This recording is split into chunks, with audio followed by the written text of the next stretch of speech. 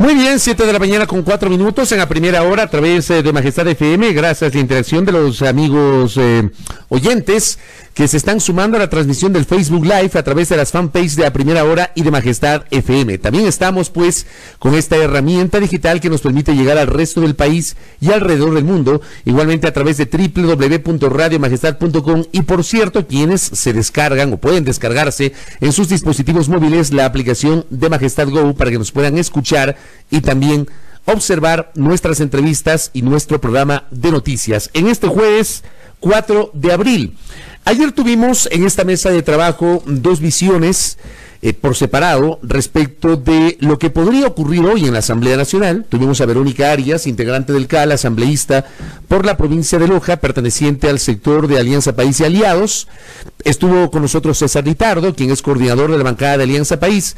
Tanto la asambleísta Verónica Arias cuanto el asambleísta Litardo con visiones contrapuestas respecto de la posibilidad de una investigación sobre la señora presidenta de la Asamblea Nacional con base en la denuncia presentada por la asambleísta Amapola Naranjo. Ahora recibimos en nuestra mesa de trabajo a la abogada Cristina Reyes Hidalgo. Ella es asambleísta del Partido Social Cristiano y además también integrante del Consejo de Administración Legislativa CAL. Abogada, bienvenida, buenos días. Licenciado, buenos días, como siempre un gusto de verlo, saludarlo y compartir con usted este espacio. Gracias por su presencia y por acompañarnos.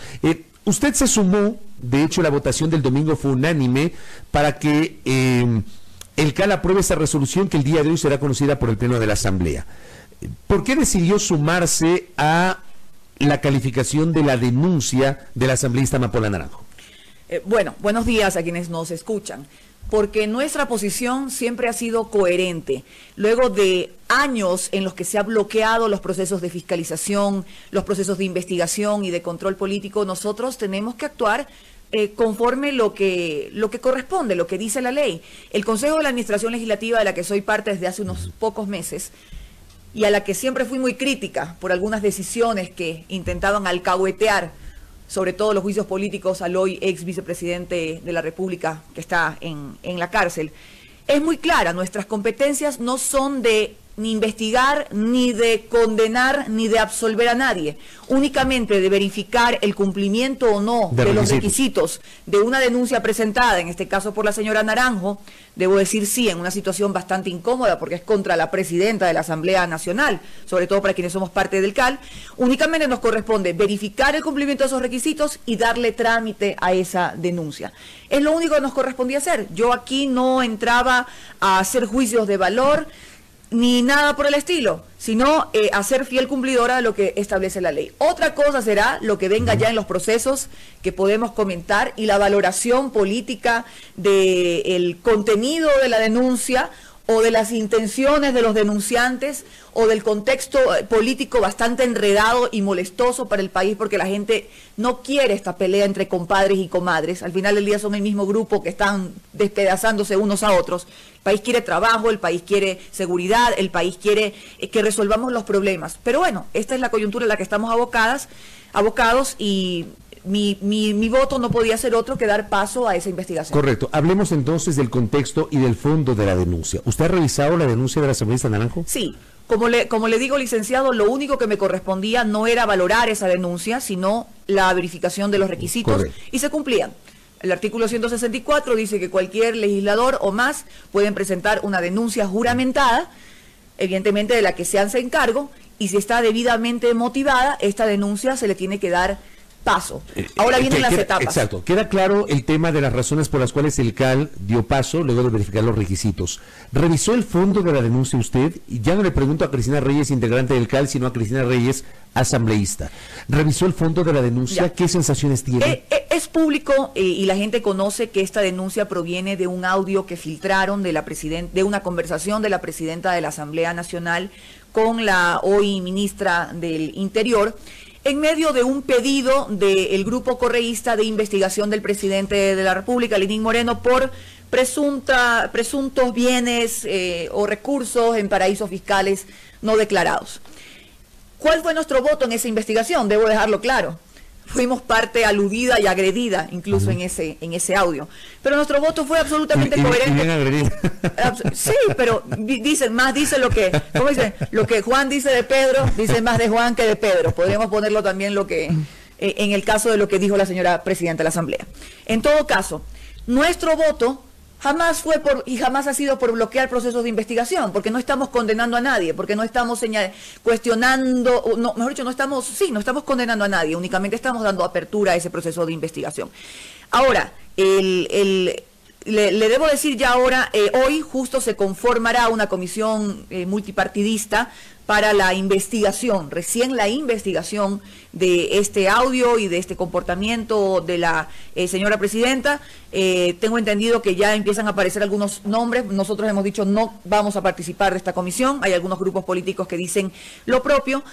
Ahora viene la parte de valoración de las pruebas y en la que el grupo correísta, que yo le digo, licenciado, con toda honestidad, veo intenciones de venganza, veo intenciones de intentar, ¿cómo digo?, los cueros al sol entre los excompadres o entre las excomadres. ¿Usted cree que no hay una razón de fondo que justifique una eventual sanción a la señora presidenta de la Asamblea? Ahora le tocará a la señora Naranjo, que es la que se ha hecho cargo de la denuncia, probar si se encuadra o no dentro de una de las causales de la Ley Orgánica de la Función Legislativa. Para que sea destituida como presidenta. Porque eso es lo que están solicitando. Y yo le digo con todo... ¿Están solicitando que la destituyan como presidenta o que la despojen de su curul? De su calidad de legisladora, porque el proceso es para esa situación, para evaluar un comportamiento que riñe con la Ley Orgánica de la Función Legislativa, como se hizo en el caso de las 3 legisladoras que usted bien conoce, que fueron destituidas. Ese es el procedimiento.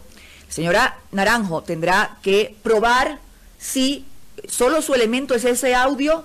Yo le digo, está bastante todo en entredicho, porque finalmente, aunque el audio sea bastante cuestionable, y seamos parte agredida, y por cierto, hemos señalado con rigor que ni una llamada ni gentil ni vulgar va a hacernos cambiar lo que tengamos que hacer cuando se trate de procesos de fiscalización contra quien sea contra cualquier funcionario, sea el presidente de la República o sea el expresidente de la República, Rafael Correa.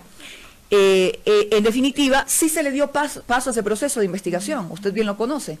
Posteriormente hubo una sesión en la que se volvió a votar sobre el mismo tema y creo que ni siquiera por unanimidad, el bloque correísta que pedía la investigación votó en contra de esa investigación.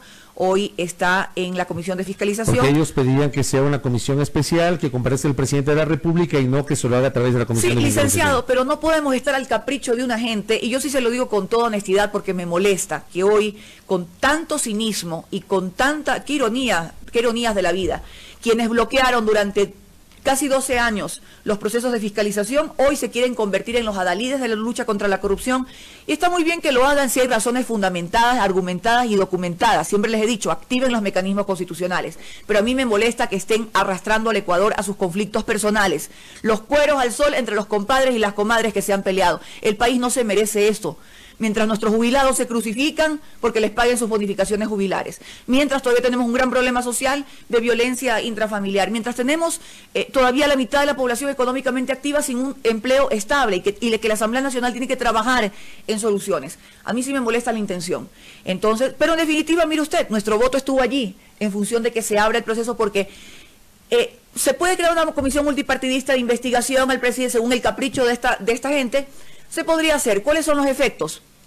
Los mismos que tendría la Comisión de Fiscalización. Si se encuentran elementos, tiene que ir esto a la Fiscalía General del Estado. Si ellos encuentran elementos, vayan a la Fiscalía General del Estado. Si ellos encuentran elementos que se encuadren dentro de la posibilidad de un juicio político, activen un juicio político, peleen como lo hacen los políticos de bien, decentes, coherentes, documentados. Pero ya basta de estas venganzas en las que se están despedazando y quieren arrastrar al país. ¿Usted cree que el argumento de la asambleísta Amapola Naranjo, vamos a lo de fondo, más que el tema del audio, que fue cuestionable ciertamente, vamos al tema de fondo, que tiene que ver con una supuesta intención de bloquear la fiscalización sobre el presidente de la República, porque eso es lo que denuncia la asambleísta Amapola Naranjo? ¿Usted cree que hay sustento para eso? Primero, debe encuadrarse dentro de las causales para las cuales esté solicitando esa sanción, que en este caso es la más grave, que es la de destitución. Y le digo también con honestidad, licenciado, más allá de que actuaremos en derecho, veo a mucha gente en la asamblea del ala correísta frotándose las manos, esperando que la asamblea se vuelva un caos, no sé con qué intenciones o con qué agenda que intenten imponer en la Asamblea Nacional, por esto, por sus motivaciones de venganza. Ahora bien, el 14 de mayo, como usted sabe, hay renovación de autoridades. Renuevan las autoridades, se redefinen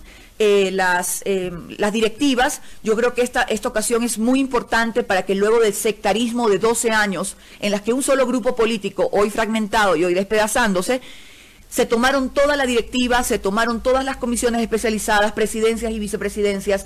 Hoy las elecciones nos demuestran que hay una nueva redefinición de las fuerzas políticas. ¿Que podría incidir en lo del 14 de mayo, en la Asamblea? Que debe incidir en el 14 de mayo. Y con esto no le quiero decir que tengamos pretensión de captar la presidencia de la Asamblea Nacional. No tienen pretensión, pero a nosotros nos mueve sinceramente las causas ciudadanas por las que llegamos a la Asamblea Nacional. Pero sí les interesa captar la presidencia. Sin embargo, le diría que eso no es un tema que ni siquiera hemos conversado. Sin embargo, lo que sí tenemos claro es que esta pluralidad y el no sectarismo debe expresarse en la nueva conformación de las comisiones especializadas, en las que tenemos derecho a presidencias, vicepresidencias, tenemos derecho todavía a continuar con nuestra vocalía en el Consejo de la Administración Legislativa, y necesitamos, sin duda, y hay una nueva corriente, usted habrá escuchado también, que la presidencia de la Asamblea debería provenir, no le estoy diciendo de nuestra agrupación política, pero sí de los 64 legisladores o 63 legisladores que son de la llamada oposición. Es un tema que deberá discutirse. Lo importante es consensos, liderazgo y estabilidad para el país. Correcto. Antes de profundizar en ese tema, permítame retomar el tema de la señora presidenta, porque claro, la presidenta Cabezas le concedió una entrevista a Diario El Telégrafo en los últimos días, fue publicada el fin de semana, y ella sostiene que lo que ocurre es que el correísmo se quiere tomar la Asamblea Nacional. Yo reflexiono y he trasladado esta reflexión a Cristina Reyes, que nos acompaña esta mañana. No entiendo cómo 30 legisladores pueden imponer una agenda sobre un cuerpo colegiado que está integrado por 137. O sea, sinceramente no entiendo. ¿Usted sabe primero quién convoca a los plenos y quién define el orden del día? Es la presidenta de la Asamblea. Más allá de que los legisladores podamos hacer cambios del orden del día, que lo hacemos también para incidir en los temas. Pero quien convoca es la presidenta. Quien elabora los órdenes si la Asamblea Nacional queda, porque imagínese usted, ¿sabe cuándo se quedaron de cuerpo entero? Creo que yo en evidencia.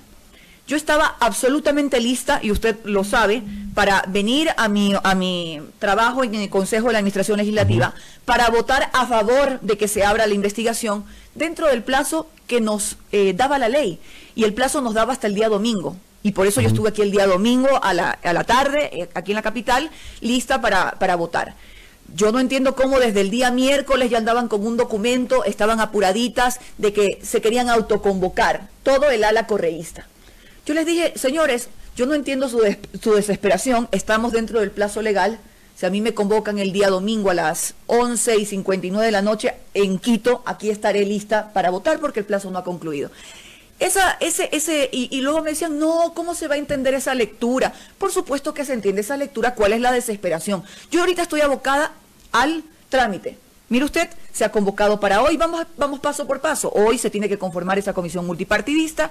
Esa comisión multipartidista tendrá que evaluar las pruebas. Cuando se conforme, tiene 10 días para evaluar las pruebas, en este caso de los denunciantes, que son los correístas. Luego la señora presidenta tendrá que dar sus pruebas de descargo. Esa comisión tendrá que hacer un informe de recomendación que no es vinculante, y el Pleno de la Asamblea deliberar. Vamos paso por paso. Claro, pero le insisto, 30 legisladores pueden imponer una agenda en un cuerpo colegiado de 127. Por supuesto. ¿Cómo lo hacen? Cuando quieren, porque se pierde tiempo, licenciado. Se pierde cuando ellos agarran, no se da paso. Cuando se agarran sus causas y se empieza a intentar, sí, generar caos. Yo, mire, pero nosotros sí, más allá de dar paso, yo quizá no estoy por esa tesis. Yo los conozco porque yo viví las dos legislaturas. Esta es mi última legislatura. La legislatura anterior ellos tenían mayoría, la legislatura pasada, bautizada por nuestro pueblo de los borregos, que fue absolutamente servil, obediente y sumisa, como decían algunas legisladoras con tanto orgullo, menoscabando las luchas que las mujeres hemos dado, la dura batalla que hemos dado en este país, sumisas al poder de Rafael Correa, imponiendo la agenda política que fue nefasta, porque la actual situación económica del país, política también, el proceso de transición ha sido justamente por esa agenda que se impulsó desde esa Asamblea Nacional.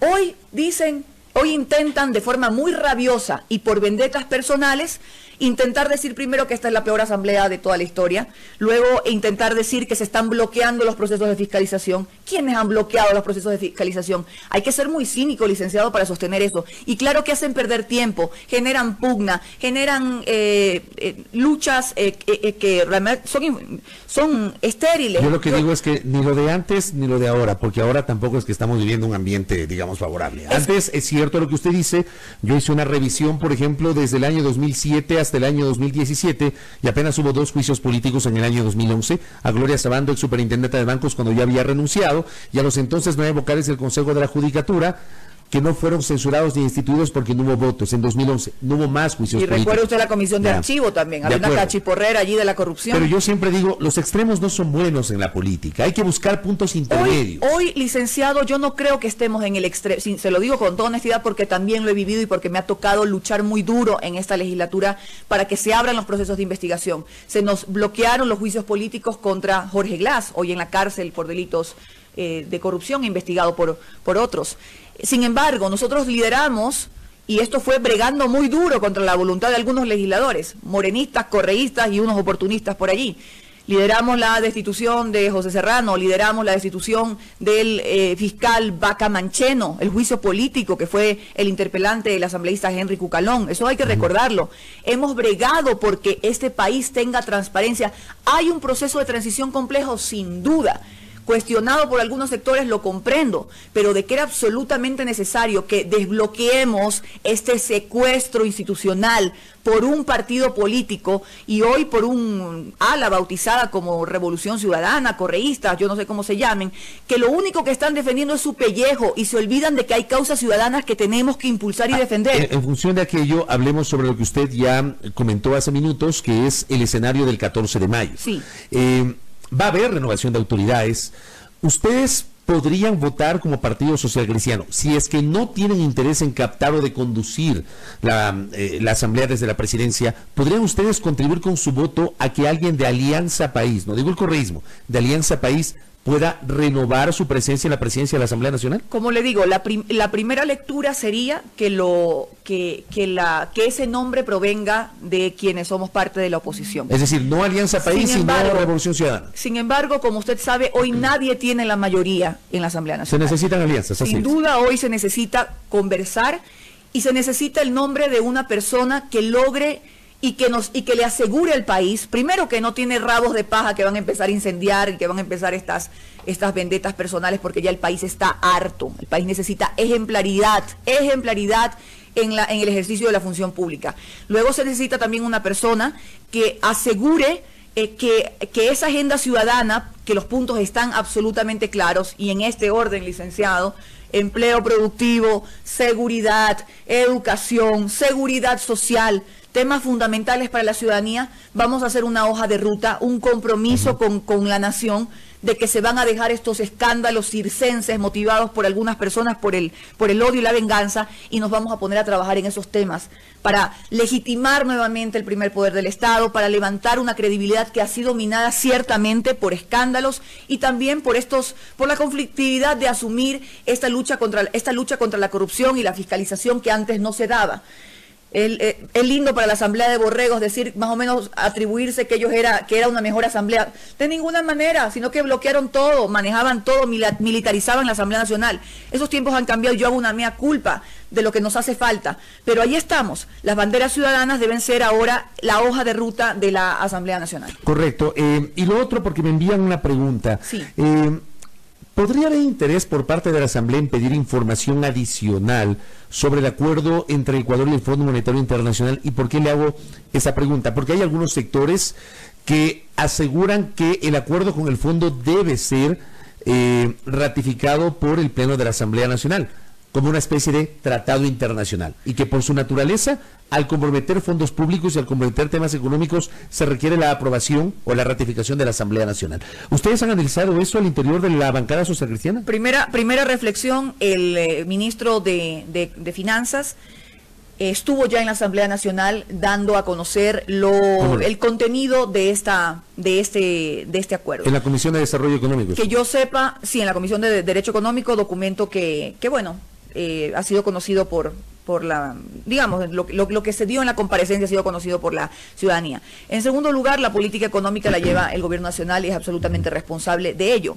Sin embargo, esto de que algún grupo dice que debería pasar por ¿sabe qué debería pasar por la Asamblea Nacional? Y jamás vamos a estar de acuerdo si esa fuera la tónica del gobierno. Reformas tributarias. Reformas tributarias. Así que el gobierno puede... ¿Ustedes no van a apoyar un aumento del IVA, por ejemplo? Jamás vamos a apoyar un aumento de impuestos en este país, porque sería no entender la circunstancia que se está viviendo, una economía en recesión, una economía que necesita dinamizarse, una economía que necesita estímulos. Nosotros vamos a estar a favor en función de incentivos tributarios, como ya lo demostramos en la primera ley, pero que no es suficiente, porque solamente se habla de nuevas actividades, que hay de las actividades que ya están y que han creído en el Ecuador, incentivos hacia ciertos sectores productivos, dinamización del mercado laboral porque necesitamos crear nuevo empleo productivo.